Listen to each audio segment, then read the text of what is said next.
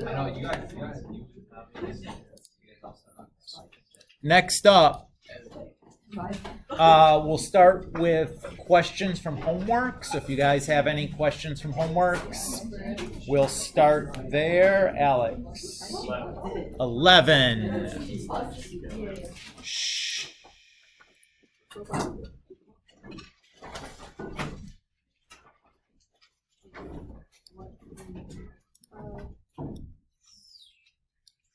All right. So 11 says sketch the graph of the function and then use it to determine the values of a for which the limit as x approaches a of f of x exists. So what we're given here is a piecewise function, right? So to graph this, we're going to make like a little xy table for each of our pieces.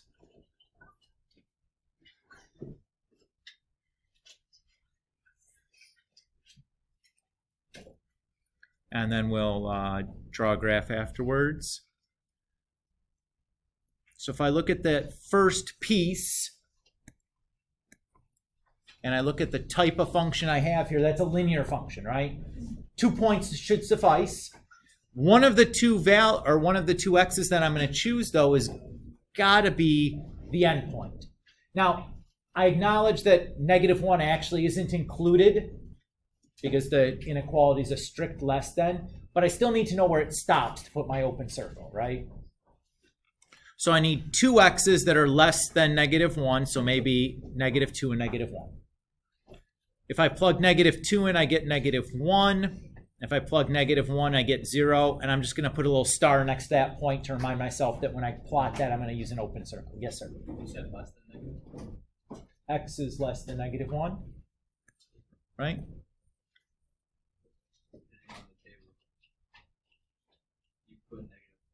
Right. Now, but that's where it stops, right? I'm going to have an open circle at that spot, but I need to know exactly where it stops. I can't go right up to it. I need to be at the stopping point. But I'm going to use an open circle for the endpoint. I always want the endpoints when I'm doing the piecewise, right? It's just whether they're open or closed that I have to make the decision. Does that sound familiar? Okay. Yeah. Hammer away if you've got questions on stuff. The next one is quadratic. To graph a quadratic, I probably want the vertex and at least 1 point on either side.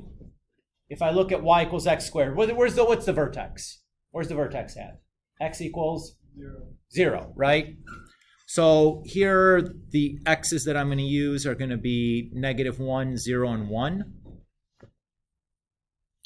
And again, I acknowledge that, okay, 1 is going to be open. I'll put a little star next to it to remind myself to use an open circle there. So I get 1, 0, and 1 when I plug in those values into y equals x squared. And then my last piece, again, is linear. So I need two values bigger than 1.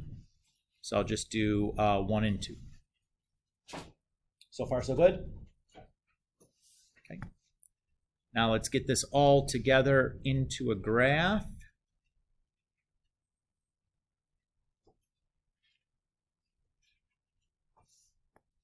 So I have -2, -1, 1, 0. I'm going to make that open circle. So there's the first piece. Then I have -1, 1, 0, 0, and 1, 1. So there's that piece.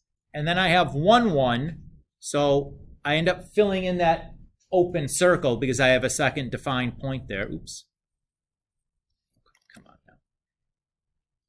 And then there. So there's my graph. So far, so good? Now the question asks, what values of a for which the limit as x approaches a of f of x exists? So the place where I'm concerned about really is where it doesn't exist.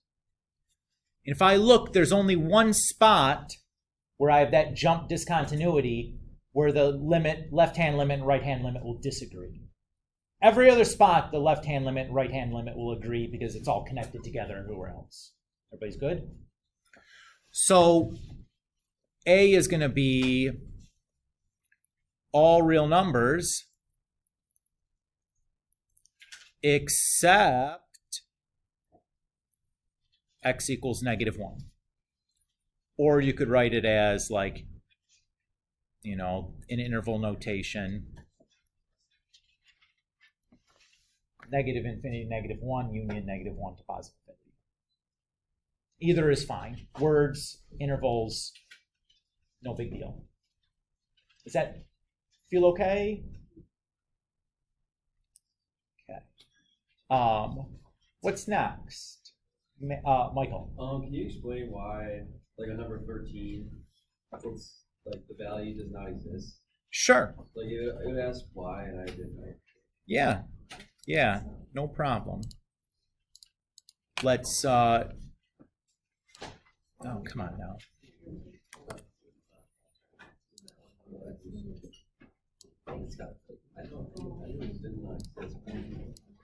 Yeah, I just want to do enough of this so that anybody else that has the same question can kind of follow our reasoning here. So it says use the graph of the function f. Okay, so I'm going to start just by graphing this. So I use alpha y equals, and then I pick that first option to get that horizontal fraction bar. I find it's much easier if I can just type it in the way it looks like on my sheet of paper. That way I don't have to muck about with a bunch of weird parentheses and stuff. So there's my function. I'm interested in what happens at 0. All my limits are x approaches 0 from left to right or in totality.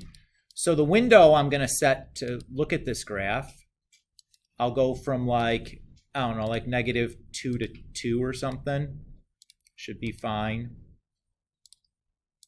And those y's are probably massively too big. Let's just go from -2 to 2. We're in pretty close. That's not going to be very big. So then I'm going to hit graph and take a look. So for part A, I'm interested in what's happening at 0 as I approach from the left. Right, that's the left-hand limit, so I'm following along. Looks like that goes to 1. Part B is approaching 0 from the right. So if I follow along going to 0, that goes to 0. And I'd say C doesn't exist because the left-hand limit isn't equal to the right-hand limit. Right, that was our definition for a limit existing. So we had this was equal to 1, this was equal to 0, and this is equal to does not exist because, you know, the limit as x approaches 0 from the left of f of x does not equal the limit as x approaches 0 from the right of f of x. And that's symbolically, that's enough explanation right there. You could write it out in words too. Words is fine. Don't have to do symbols. But, you know, I'm a symbols guy. It's less writing. But words are fine. If you're a words person, no biggie. Is that? Yeah, thank you. I mean, long-winded. You didn't need all of that, Yeah, but I figured if anybody else had a question on that same one, I would just knock them all out at the same time. Yeah, no problem. Yes. 21 for Finn.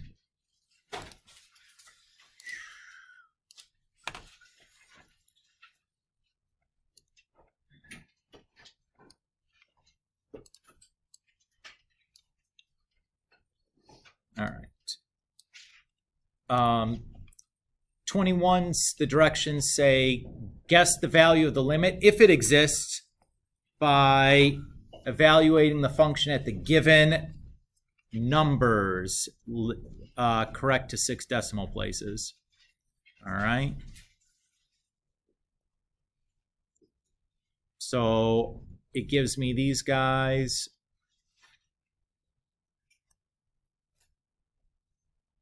So I'm just going to kind of like make myself a little table to record what I'm seeing from my calculator.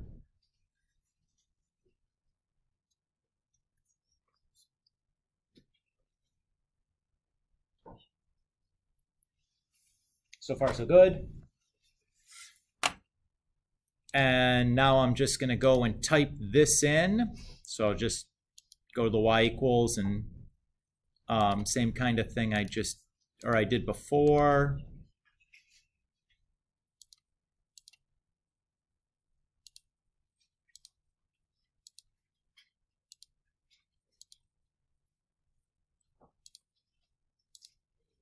Okay.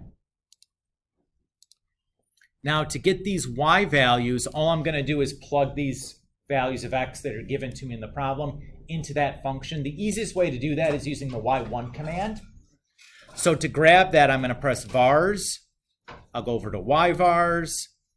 I'll pick the function option and then select y1. And then just like a function notation, I'll do like y1 of -0.5. Press enter, and I'll just copy that number into the table with 6 decimal places. If I press second and enter, it recalls the last thing I typed in, so I can just go back and edit the 5 to a 1. I'll copy that number in up to 6 decimal places as per the directions, and then just keep going. So just keep copying those numbers in. Looks like we're slowing down the growth. It looks like it's steadying into a number.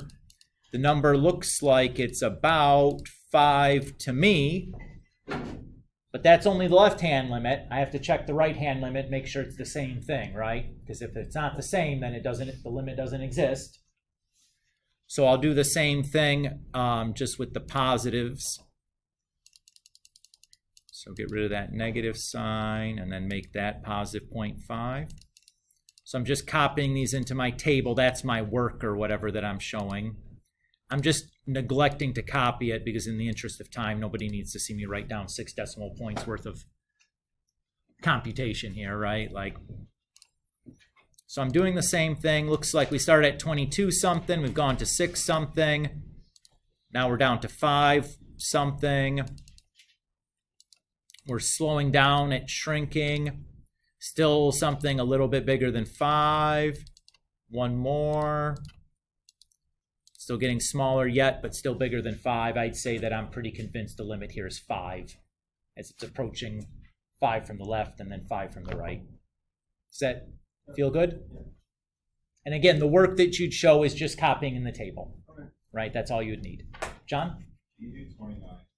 29?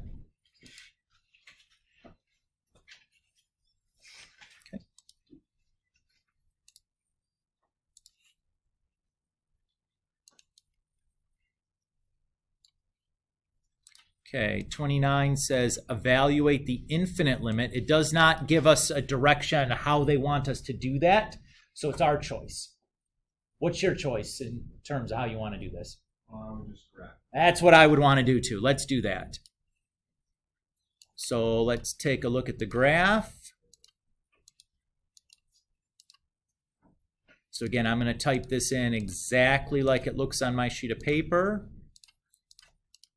And I'm interested in what's happening around -3. I want the right-hand limit at -3. So maybe I'll go from -4 to -1 is probably fine.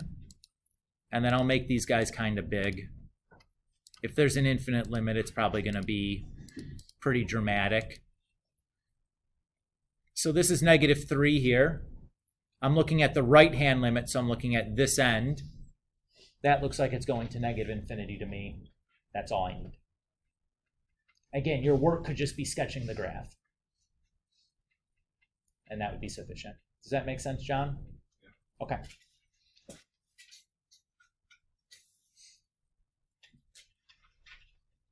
Cool. Yes? For our homework, like the short work, did you want us to sketch the graphs, like problems like this? If you didn't do that today, that's fine. We're just kind of talking about like what constitutes work right now, right? So the work that you'd show for a problem, you should give me something as to how you did it. If it's I looked at the graph, then give me the graph. If I made a table, give me the table. Just give me some support. Doesn't have to be super duper accurate. It can be a rough sketch of what you looked at, because at the end of the day, like a rough picture is plenty to usually tell what's going on. but that's fine. You know, if you didn't do it today, that's no big deal.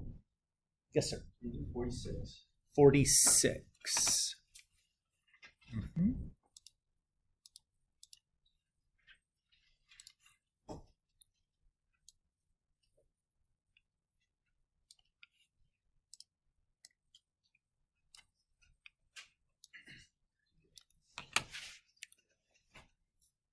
Okay. So it says in the theory of relativity, the mass of a particle with velocity v is given by this equation, where m naught is the mass of the particle at rest, c is the speed of light. What happens as the velocity approaches the speed of light from below? Now, that's really the only piece that we would care about, right? What do we know about physics and the speed of light? Can't go faster than it, right? So I can only approach the speed of light from below. You couldn't approach it from above because that's like the limit as fast as anything could go. Everybody's okay? All right. Let's imagine what is going to happen as if v is just equal to c. Okay? So if v is equal to c, or I'm sorry, then I'd have 1 minus c squared over c squared. C squared over c squared is 1. 1 minus 1 is 0. So I'd have m dividing by 0, right? Now, let's think if c is just really close to v. So this is going to be really close to 1. But is it going to be technically less than 1 or greater than 1? Less, because I know v is going to be a little bit less than c because we're approaching c from below. So it's going to be a little less than 1. 1 minus a little less than 1 is still pretty much 0, but it's positive, right? We know it's a tiny positive number. So if I take a constant, a positive constant, because mass is positive, and divide it by a positive number that's very, very close to 0, what are we heading towards? Positive infinity.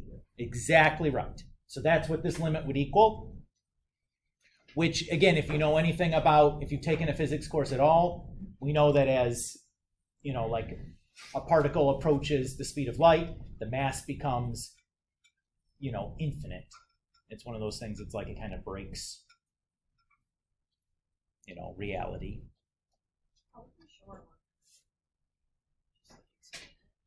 I think that the explanation that, I think that, again, this is not an explain problem. I would never ask you something that requires this much outside of the mathematics realm thinking. But many of the students in here are interested, you know, might be interested in engineering or physics, and I'm just trying to collect some also problems that kind of touch in these realms and show how calculus connects to these other areas. So you'll see, you know, later on we'll see problems involve economics or biology or any of these kind of things where there's a lot of disparate interests. So I try to pick a couple problems at the end that have applications into these other areas where you're like, I'm going to be a, you know, biologist. What do I need calculus for? And it's like, well, we'll show you, you know, or why would it be useful anyways? You know, so physics, it's very natural. Because who invented calculus or formalized this? Isaac Newton. Was an appendix to a paper he wrote on gravity. Was the, you know, the core ideas for calculus. Uh-oh. I'm sorry, please excuse this interruption. No. For high school students and teachers, if you have not gotten your picture taken, please proceed to the library now. If you have not had your picture taken yet for your ID, please proceed to the library now. Thank you. So the funny story about Newton, so he's a student at like Trinity College. It's in England, whatever. There's a pandemic going on. He goes back out to the country for, you know, a year or whatever to kind of wait out the pandemic. When he comes back, he has gravity figured out, calculus figured out, optics figured. He has like 3 or 4 things that are just like revolutionary scientific or mathematic ideas. Just comes back after, you know, spending a year kind of by himself thinking. Pretty impressive dude. Anyways, Other questions from our homework. Overall, this seemed like it was going pretty well. Most of us had the right ideas, like having some uncertainty about like, how do I really show that is natural because everything we're doing is just like, we're plugging numbers in and looking at a table or looking at a graph and there's not really anything to do. It doesn't feel very mathy yet. That's okay. All right, let's go on to section 2.3. So in section 2.3, we're going to start developing our algebraic tools. Yes, sir. Of course, yeah. We're going to start developing the algebraic tools that we can use to start evaluating these limits in a much more mathematical feel to it. And that'll be the next, 2, 3, 4 sections is going to be what we're going to be doing there. So we're going to start here in section 2.3 with some limit laws. So these are things that we can do with a limit, a problem that involves a limit. So if I have the limit of the sum of two functions, I can distribute that limit across the sum. So if I have the limit as x approaches 5 of x plus 2, I can look at it as the limit as x approaches 5 of x plus the limit as x approaches 5 of 2. Everybody's okay with that idea? If I can do it with addition, I can certainly distribute with subtraction, right? That's always been the case. Everybody feel good there? If I have a constant times a function, I can pull that constant out front of the limit. So if I have the limit as x approaches 1 of 5x, I can write that's equal to 5 times the limit as x approaches 1 of x. Everybody's okay with that idea? Okay.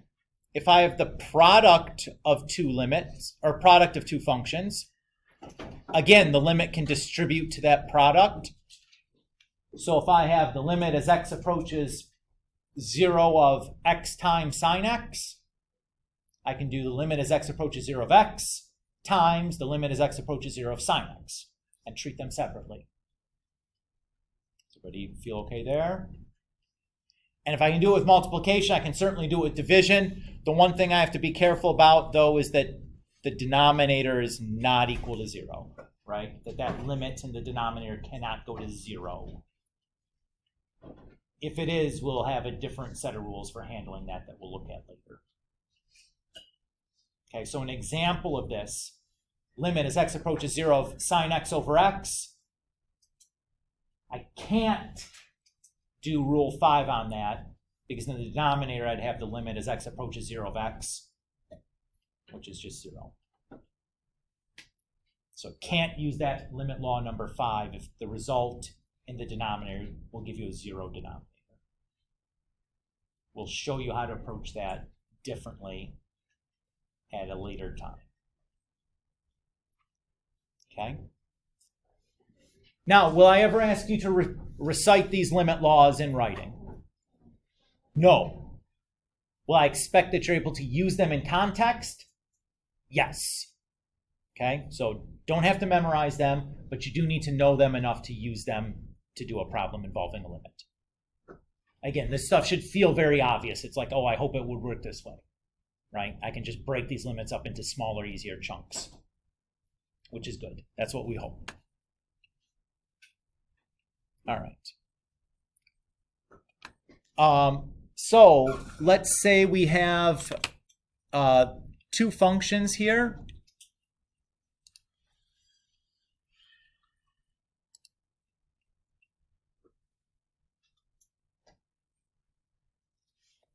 Where the graph of g is the blue piecewise function, and the graph of f is the pink piecewise function.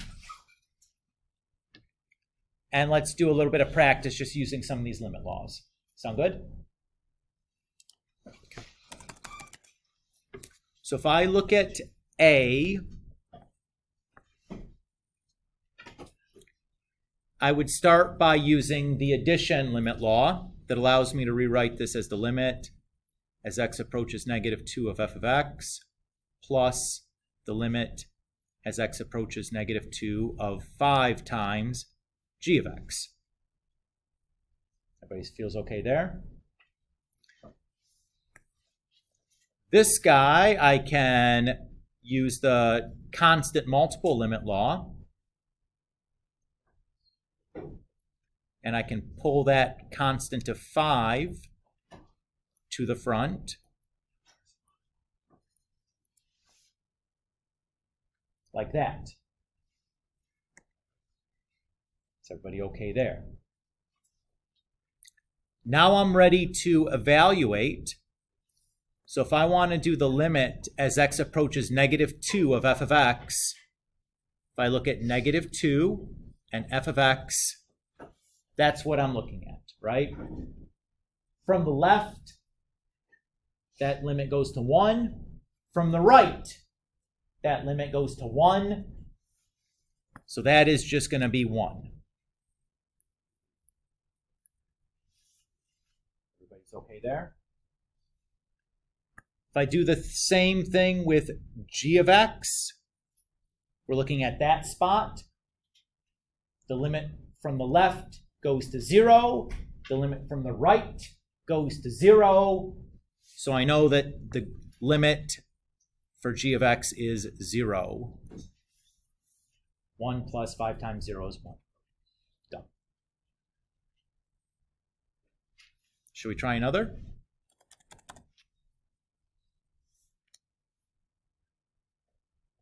Is this okay with what I've done? Or no? Do you want to just see another and then see how that goes? Could Nate? you do the 5 limit of x again? Sure. So I'm looking at the limit as g of x goes to negative 2, right? That spot is this right here. So if I limit from the left goes to 0, limit from the right goes to 0. So limit as g of x, or limit as x approaches negative 2 of g of x is just 0. Is it 0 or negative 1? Negative 2, right? So this is x equals 0. This is x equals 1. This is x equals negative 1 and negative 2, right? So this is the spot. This is the y-axis, 0, negative 1, negative 2. Oh, yeah, I'm sorry. Yeah, you're right. I just couldn't read my own. There you go. Thank you. I read that wrong. Thank you. Yep, you caught me. That limit is negative 1. I was just reading the wrong part of the graph. Goodness me, that was confusing. If you think I make a mistake, please speak up. I do on occasion. Not yet perfect, maybe tomorrow. So if it's not a mistake, it's good to talk it through anyway, right? So if you think something is wrong, don't sit there and be like, boy, that's confusing. Why is that way? Stop me and ask. It's always okay. You don't even have to raise your hand. You can just interrupt and be like, Mr. Kulik, are you sure on that? Is that a mistake possibly? You know, like that's okay. No big deal. So far, so good. Much better now, right? There's very confused looking faces. I was like, why is everyone looking at me this way? Okay. Let's try the next one. So here we'll start with the quotient rule for limits. So the quotient rule for limits lets me say the limit as x approaches 1 of f of x times g of x is the limit as x approaches 1 of f of x times the limit as x approaches 1 of g of x. Everybody's cool with that? All right, let's look at this limit next. So if I find x equals 1 for f that's here, so that should be 2. Do you guys agree? Okay. if I look at the limit as x approaches 1 for g of x, that's here. I notice that the left-hand limit and the right-hand limit don't match. So what would I say there? Does not exist. So what can I say about the whole thing then? Does not exist, right? 2 times does not exist. It's just going to be does not exist.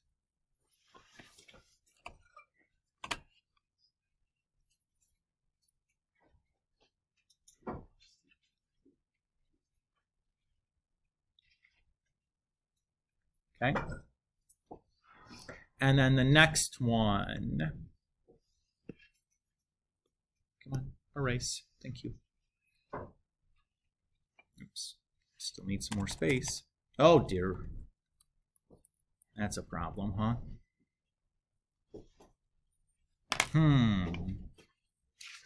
Let's try. Can I just get you? No.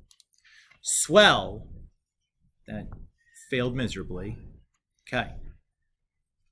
So, notice that this is a quotient problem. The limit as x approaches 2 of f of x over g of x. Here I have to be careful. Before I write this next step, I want to look at what the limit as x approaches 2 of g of x is by itself. If that value is 0, I can't do the problem at all. I don't say does not exist. I don't say it's equal to something. It's just a problem I can't do yet. Okay? Is everybody? Okay. So let's look at g of x at x equals 2. Let's see. Stop. So that looks like 0, right? Okay. So that's a problem, right? So this is just a problem that I can't do, or we can't do yet. Everybody's good with that? Okay. So what would we write? This is just literally like a problem we can't do. I'm just going to write, I can't do it.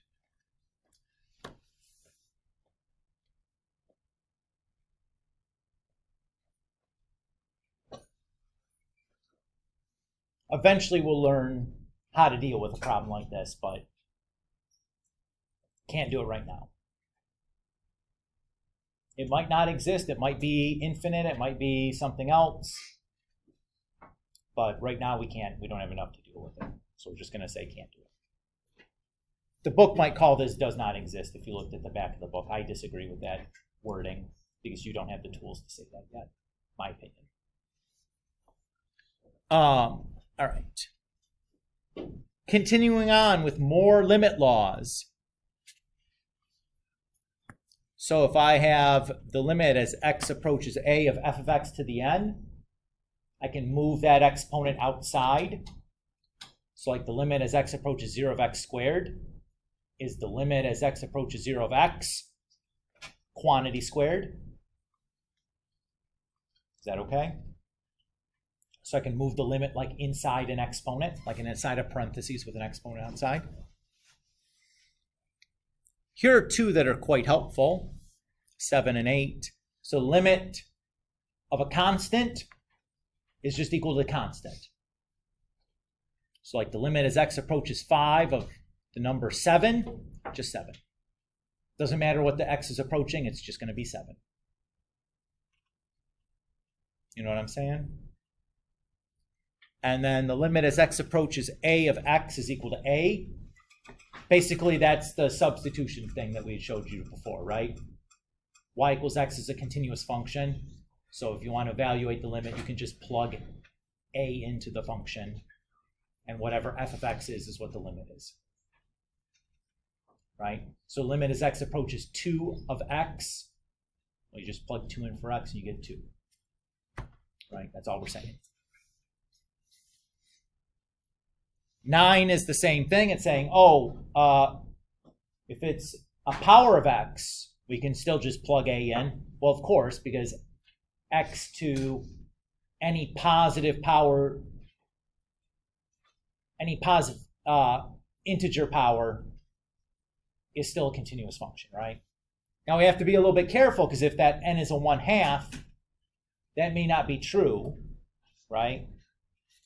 Because 1/2 is the same as a square root, and the domain for that isn't all real numbers. It's not, Or if it was -1, 1 over x, that's not continuous everywhere. It's undefined at 0. So we have to be a little bit careful there.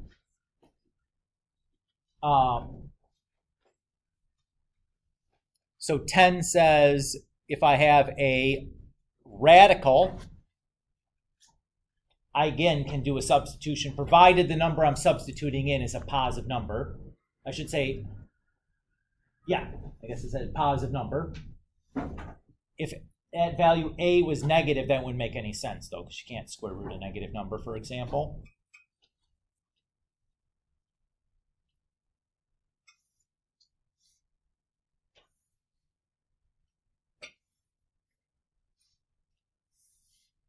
In 11, we say that if I have a limit of a radical of some function, I can move the limit under the radical. So if I had, say, the limit as x approaches 2 of the cube root of x squared, I can write that as the cube root of the limit as x approaches 2 of x squared. You guys see what I'm saying? So we're just building out lots of algebraic rules that we can do. And it's example time here now. So we have asking to evaluate some limits and to justify each step. Oops.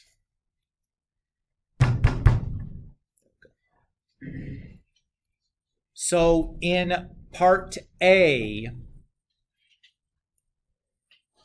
the first thing I would do is I would use my sum and difference of limits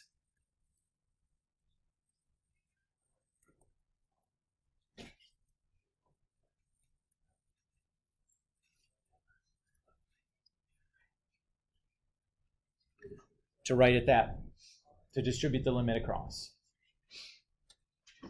Everybody's okay?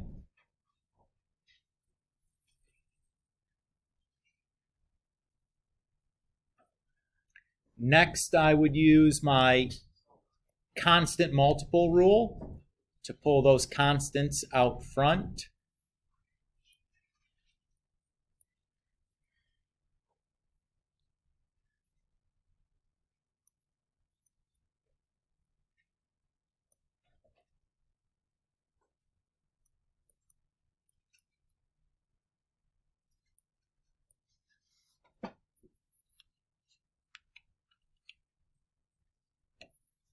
So again, just kind of, so I did rules 1 and 2 there.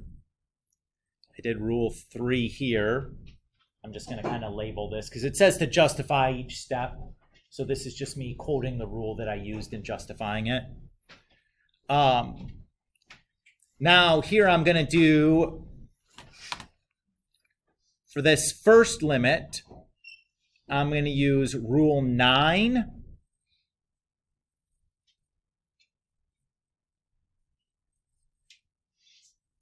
For the second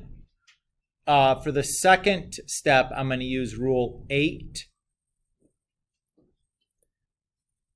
And then for the last step, I'm going to use rule 7.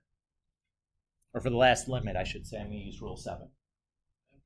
Yes, sir. With that 4, then the last limit, would that not move to the front? Well, you could make it 4 and then have a 1 there. And you'll be left 4 times 1. And it's still the same thing. So, like, you could do that. It's not wrong. It's just unnecessary, kind of. You know what I mean? Yeah. If it's a constant and there's no variable attached to it, I just leave it the way it is. Yep. Yeah, Lucas. Like a test, would you have to label the rules? I would never ask you to label the rules because I don't expect you to have them memorized. I just expect you to have them, be able to use them. This question asked for you to justify, so that's why I'm doing it. But I think also I think it's useful to look back at, especially the first time you're doing this. if you go back and look, it's like, okay, what did he do here?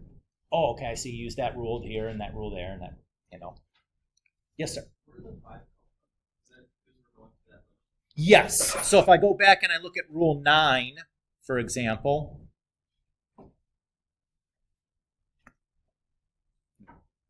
I'm plugging the 9 or the 5. 5 is my A, so the 5 just gets plugged in for X. Does that feel good? Yeah. Good. Okay. Let's do the next one. So first thing I notice is it's a quotient. I need to check real quick to see if the denominator is going to give me a 0 for a limit, or at least I can follow it through, but I know if I get a 0 denominator, I have to stop and just say I can't do it. Oh, I didn't see. What was the final answer for today? I didn't plug it through. Oh, I didn't come up with the number. I just like, at that point, it's just like type in your calculator and press it. I don't know. Alright. It's whatever it is. You know what I mean? You're good with that though, right? yeah. Yeah, I just, at some point, I like leave the calculation to, just save myself a minute. You know what I mean? Violet's like, I'm going to do that right now. You're fine. You can do it. Do it. It's no big deal. I'm just like, I'm trying to build up a rapport. So I'm like, you know, playfully. I got Yeah, you. okay. I just want to make sure that we're like, I'm not. Okay. It's okay. All right. So I'm using 5 here, but I'm going to put a little question mark afterwards because I'm not positive I can use it.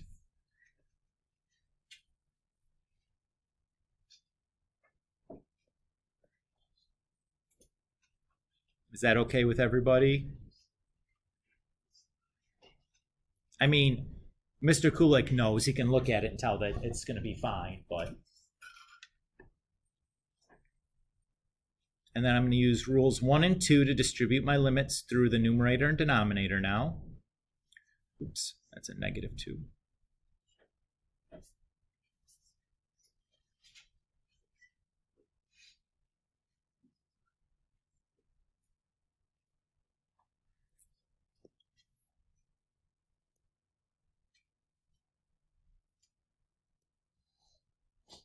Does everybody feel okay with what we're doing? If this feels extraordinarily tedious, we make this better here pretty quick and can clean this up awful fast, but so I do that, distribute my limits through. We'll pull out our constant multiples. That's rule 3.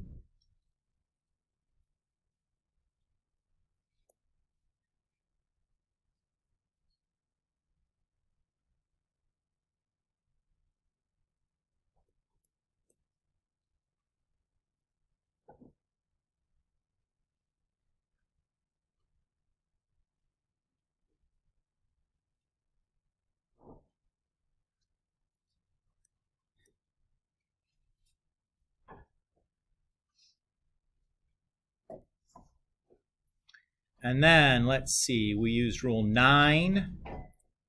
We used that twice. We used rule 7. Oops, there's supposed to be a 5 here, I think, and an X there. And then we used rule 7 again, and then rule 8. And if we do that, we have -2 cubed plus 2 times -2 squared minus 1 over 5 minus 3 times -2. Whatever that comes out to be here, I'll look it up for you guys. -1 over 11. Save you guys the calculator punching.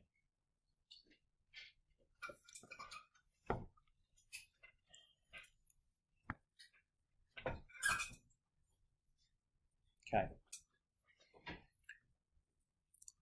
I'll pause here for a moment, but then I want to point out something to you guys that I think you're going to like. Cross my fingers.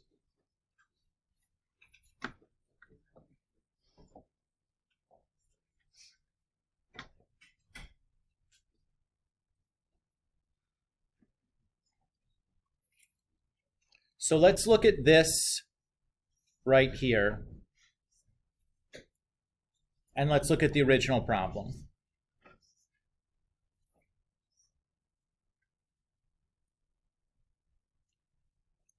If I just look at that, the original problem and that final step, what did I do? Plug 5 in for x, right?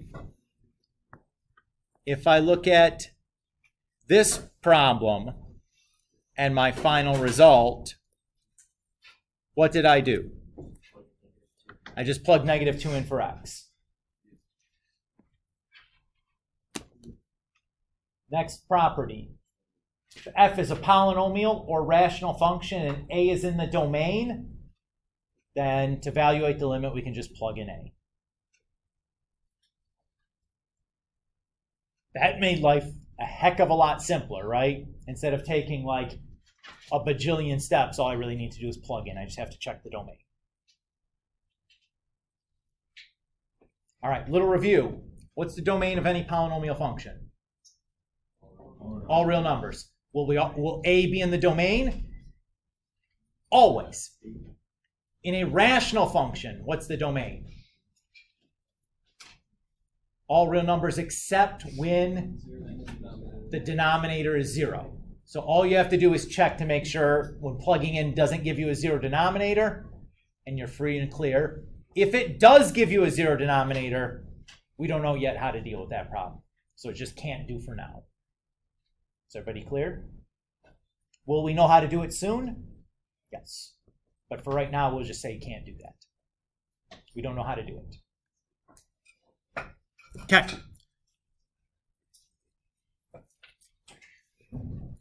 So the previous two problems would have been prime candidates to just do a direct substitution, right? Let's look at this one. Can I do a direct substitution here? No. Not as currently written because the denominator will be 0, correct? But this is a rational function, right? What can we sometimes do to a rational function to make it simpler? You might be able to reduce it, right? So let's see if we can do that. Do you remember how to reduce a rational function? You factor, very good. How do I factor x squared minus 1? X plus 1 and x minus 1. That's a difference of 2 squares. And the denominator is x minus 1. So I'm left with a linear function, right? Can I direct substitute on that? You betcha.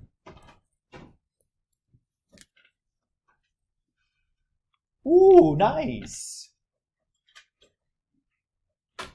Look how much quicker that was than like trying to make a table on your calculator where you're just punching in numbers a bunch of times and right, like that's beautiful. And it looks like something I've done already, right? Yeah. I feel good about that. All right. So an important concept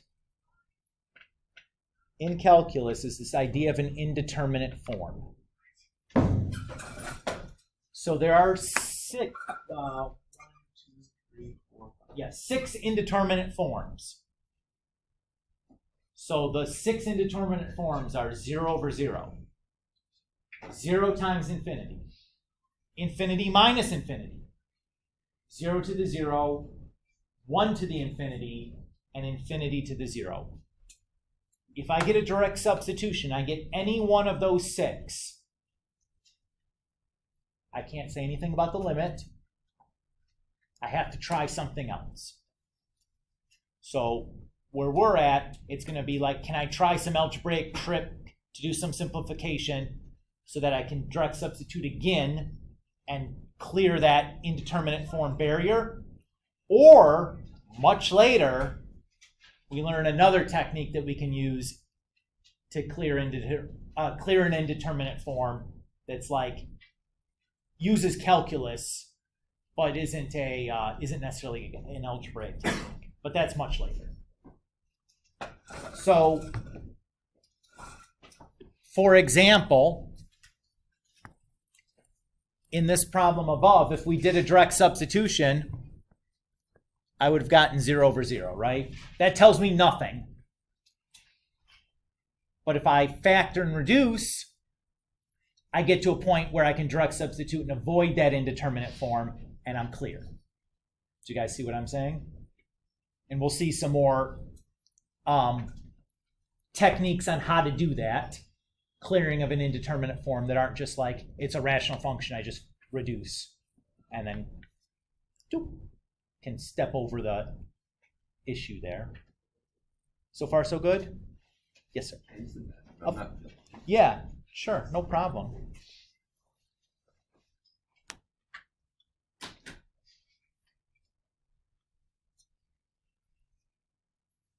Okay. So the next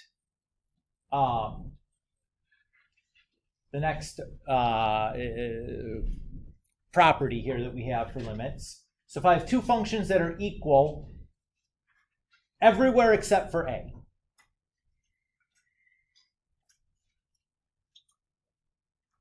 then the limits as x approaches a are equal, provided that that limit exists. So what the heck is this saying? It's pretty easy, but a picture like says it's worth 1,000 words kind of thing. So let's say this is A right here. That's the spot.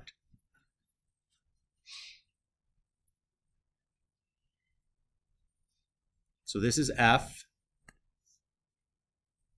And let's say that there.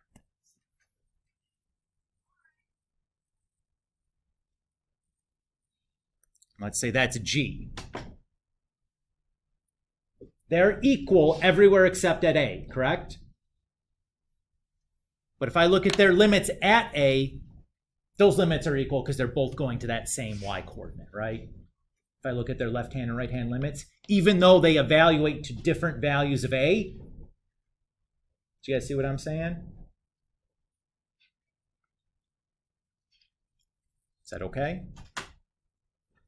Now, if I tried to do a direct substitution on F, that's not going to work, right? Because F is not continuous at A. Or if I tried to do a direct substitution to do a limit for G, won't work because G is not continuous at A. You guys see? It's easy to see with a graph. It's harder to see when you have to do it algebraically, about when to do that direct substitution when you don't want to. But we'll keep working on it, right? It's just a question of like, this is all new. And so we just have to get comfortable and kind of build up some intuition. But the picture, I think, helps, right?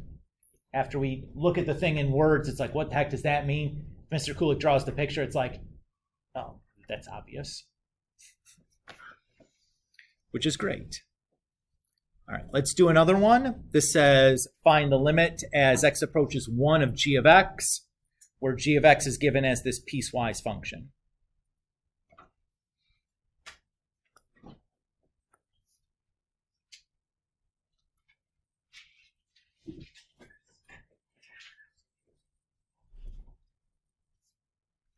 So if I look at this piecewise function, it's linear, y equals x plus 1, everywhere except at 1, right? So let's do this. It's easier. So I have like 0, 1, 1, 2,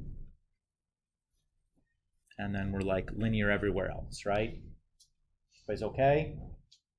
And then at x equals 1, it's equal to pi. Everybody's good with the graph? What's the limit as x approaches 1?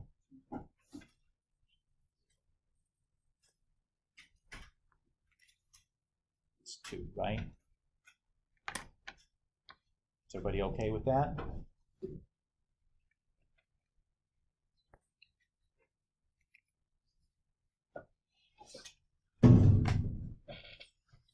Did I need to draw the graph to do this? Lucas says no. How do we know, Lucas?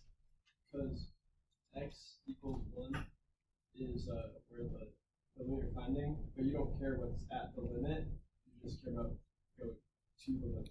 Right. We don't care what the function evaluates at 1. We just care what it's doing as it tends towards 1. As it's tending towards 1, it's just linear. That I can just direct substitute into the linear piece. As long as the only hole is at 1 like that, we're good. Does that make sense? How I could look at the problem and not have to draw the graph? Now, if you can't, it's okay to draw the graph and look at it. Like, it's no big deal, right? It just took like, a minute or whatever to do it. It wasn't a hard one. Okay. Let's look at example 5. First thing we should do is try direct substitution, right? If I plug 0 in for h, what do I get? 0. Well, I get 0 over 0, right? I get a 0 on top also. That's an indeterminate form. We can't say anything about that. So there must be something else I can do. What do you think if you're looking at this? What would you want to try? It has to be some kind of simplification that we can do to get past that indeterminate form. Great. So Michael says, let's FOIL that out, right? 3 plus h squared. Well, I can certainly do that. So remember, we're FOILing with that. That's 3 plus h times 3 plus h, right?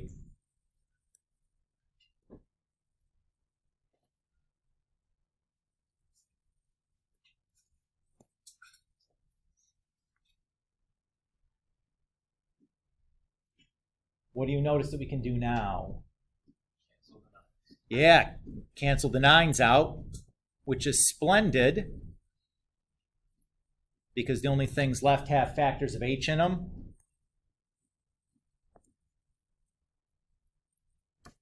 Can reduce the h's. And now if I direct substitute, I've cleared that indeterminate form hurdle and we're good. What do you guys think? Okay. So again, the idea here is we're going to be using direct substitution unless we get an indeterminate form or it's not clear what to do. If it's not clear how to do the direct substitution, like you have a piecewise, you can always graph. If it's just algebra, if it's just a single equation though, I would just start by plugging in and seeing if I get indeterminate. And if I do get indeterminate, well, it's back to the drawing board, try to simplify this somehow. But that's the gist of it. What about this one? Start by plugging in, right?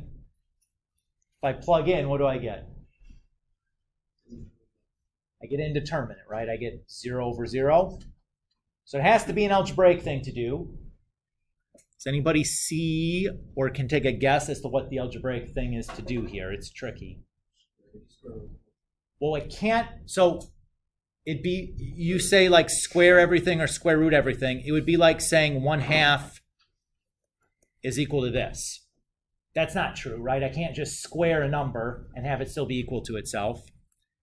Or it would be like 1/2 is equal to this. I can't just square root a number and have it be equal, right? So those, while not terrible ideas, are things we can't do because we lose the equality. I'll give you a hint. Think conjugates.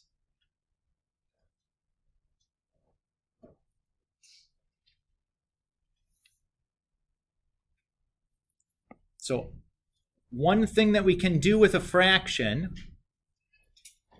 that is not going to cause it to lose equality is if I do the same thing to the top as I do to the bottom. So what we're going to want to do,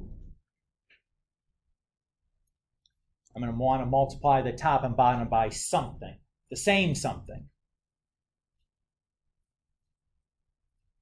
It's the conjugate of the numerator where the square root is, right? So remember, the conjugate is like the same thing, but has a different sign in between the two terms.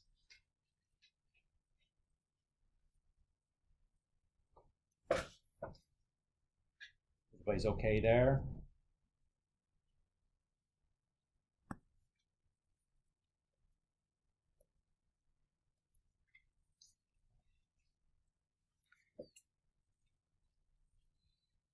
If you need me to slow down because there's a lot of writing here, holler at me. So look at the numerator of this multiplication problem. Who sees a difference of two squares there that we're multiplying out? Right? We see like a plus or minus b times a plus b. When I FOIL out a difference of two squares, I get a squared minus b squared, right? I'm going to use that shortcut. So a squared is the square root of t squared plus 9, quantity squared. Well, the square is going to cancel the square root, right?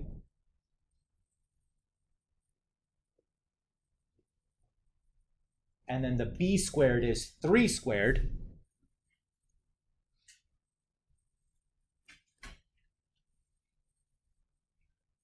Oops.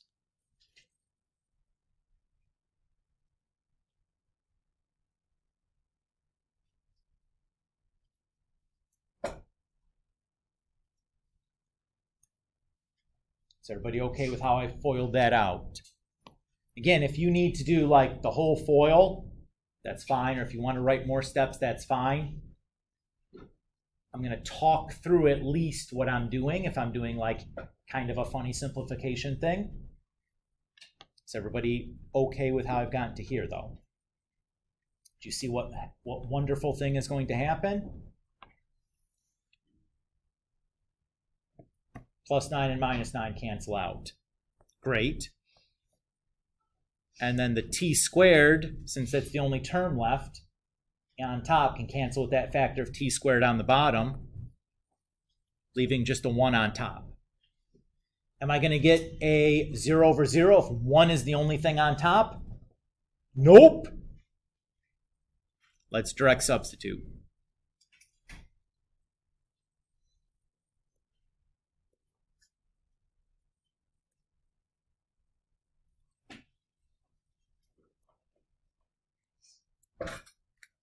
So 0 plus 9 is 9, square root of 9 is 3, 3 plus 3 is 6, so I have 1 over 6.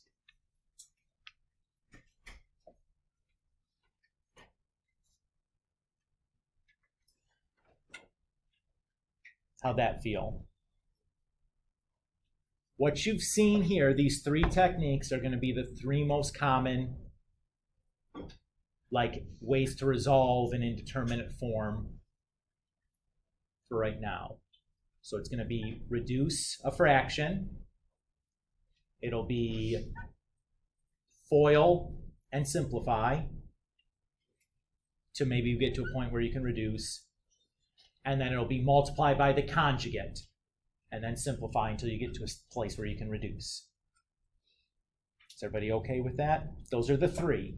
I think in the homework you don't see anything other than those three. Yes, sir? Do those rules really have like a use? Like, or like would you just substitute most of the time? You're going to substitute unless you get an indeterminate form.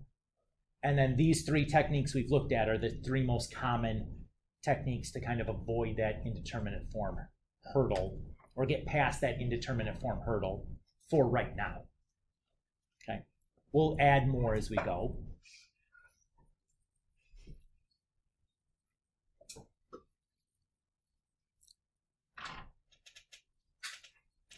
Okay. So remember, we had our definition of one of our theorem about our main theorem about limits from the last section, right? Do we know that if a limit exists, then the right-hand limit has to equal the left-hand limit? Everybody agree?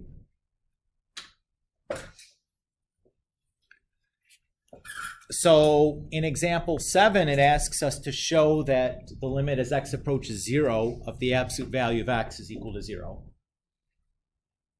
So since it's a show, they don't want us to just do a direct substitution. So the way we want to do this is, remember way back, the absolute value of x is actually a piecewise definition, right? That it's equal to negative x for x greater than 0 and positive x for x less than 0, and then positive x for x greater than or equal to 0. Everybody's okay there? So if we take the limit as x approaches 0 from the left of the absolute value of x, well, that's this piece, right? Of the piecewise function. Everybody agree? So now I can direct substitute in.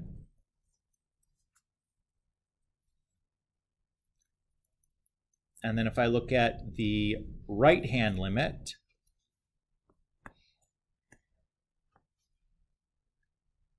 that is this piece of our piecewise function.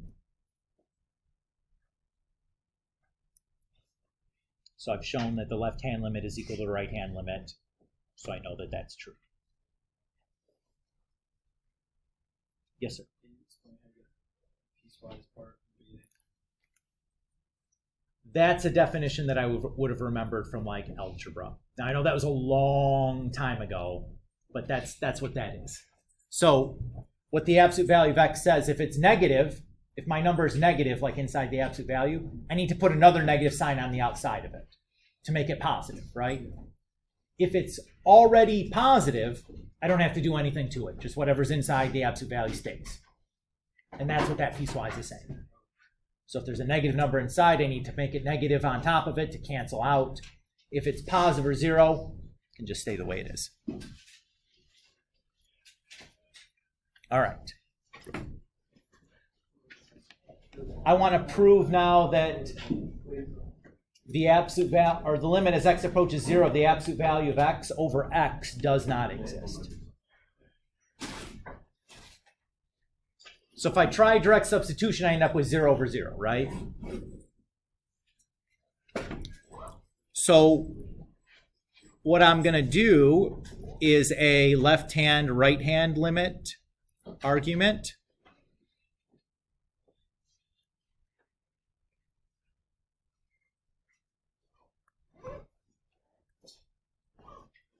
So again, I land over here. So that's going to be negative x.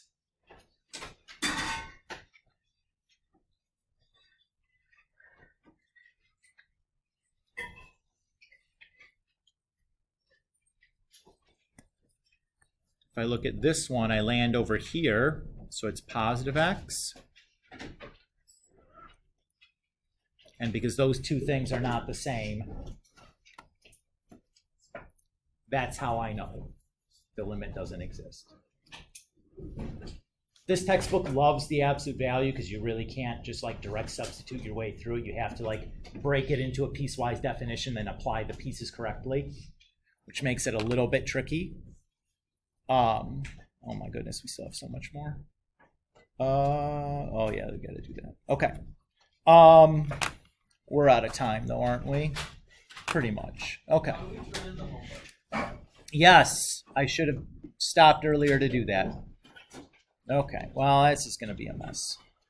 All right. So, to turn in the homework,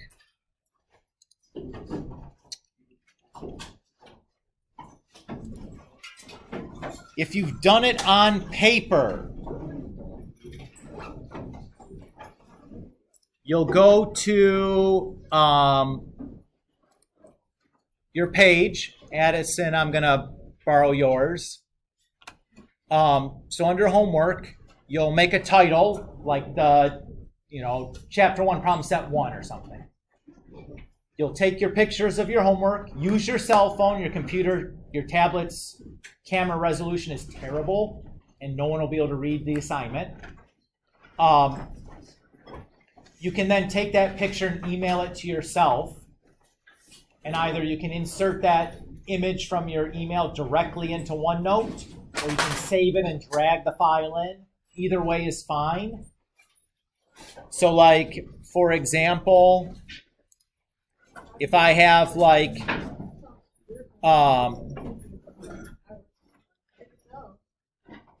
this, so I have some PDF file. If I drag it in and release, it'll give me an option to copy and link or insert printout. I want to do the insert printout so that Mr. Kulik can see whatever it is. If you just do a like image file, it'll just drop it right in automatically. But that's it. That's all you need to do. Hold on one second, guys. Before you close out a OneNote, though, if you're dropping images in, right-click on the name, pick Notebook Sync Status, and hit Sync All, and don't close it until the bars are all green. Father, and of the Son, and of the Holy Spirit. Amen. Where did I give praise to God today? Psalm 95 says, "Sing joyful songs to the Lord. Praise the mighty rock where we are safe. Come to worship him with thankful hearts and songs of praise. The Lord is the greatest God, King over all other gods." We ask you, Notre Dame, to enjoy your weekend, to remember to praise God in all things, One second. and have a great first weekend of your school year. Be safe. See you Monday. Teachers, you may dismiss at your ready. 1 second, guys. 1 second. The 2-2 homework here, I'm going to put it into onto my Notre Dame. Nothing is due till Sunday after next. I would not try to go past 36. Okay? So we still have a little bit more to do in 2-2. I wouldn't try to do anything past 36. Okay? But all the bold problems should be good. You're welcome. Have a good weekend. How'd it go today? Feels okay? Thank you so much. Have a good weekend. Elena, how are you feeling? Good? This one I okay? was having a really bad migraine. I was super nauseous. That's fine. That's okay. I trust you. Can you show them how to